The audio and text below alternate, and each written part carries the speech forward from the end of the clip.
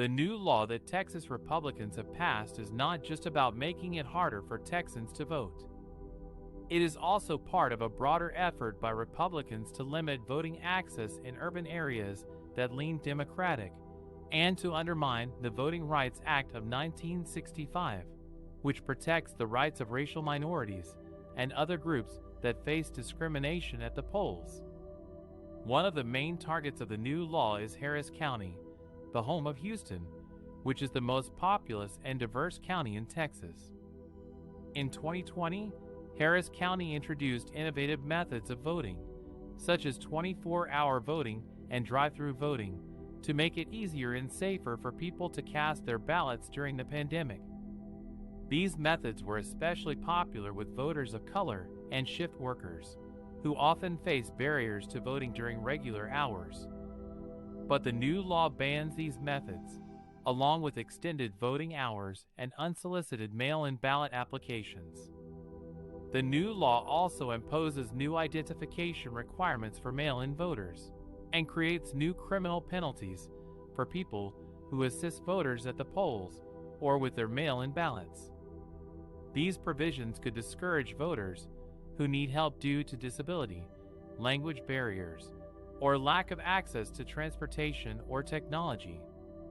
The law also gives more power and protection to partisan poll watchers, who could intimidate or harass voters or election workers. The new law is not an isolated case.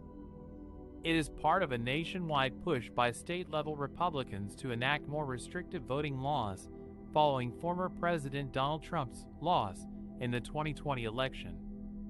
Trump and his allies have falsely claimed that the election was stolen due to widespread voter fraud, despite no evidence to support their claims. In 17 states, Republican lawmakers have enacted laws limiting ballot access, according to the Brennan Center for Justice. Texas could become the 18th. These laws are also an attempt to roll back the gains made by the Voting Rights Act of 1965, which outlawed discriminatory practices such as literacy tests and poll taxes that prevented millions of Black Americans and other racial minorities from voting. The act also required certain states and jurisdictions with a history of discrimination, including Texas, to get federal approval before changing their voting rules. But in 2013, the Supreme Court struck down a key provision of the act, allowing these states to enact changes without federal oversight. Since then, many states have passed laws that make it harder for people of color and other marginalized groups to vote, such as strict voter ID laws, cuts to early voting and same-day registration, purges of voter rolls, and closures of polling places. These laws have a disproportionate impact on voters who are poor, elderly, disabled, or live in rural areas.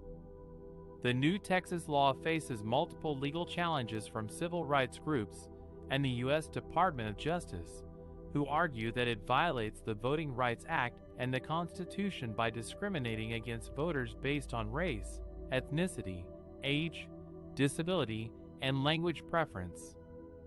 They also contend that the law is motivated by partisan politics rather than legitimate concerns about election integrity.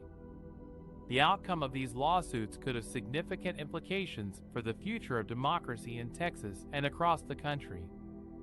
As one of the fastest growing and diversifying states in the nation, Texas has the potential to change the balance of power in national elections. But only if its voters have equal access and opportunity to make their voices heard.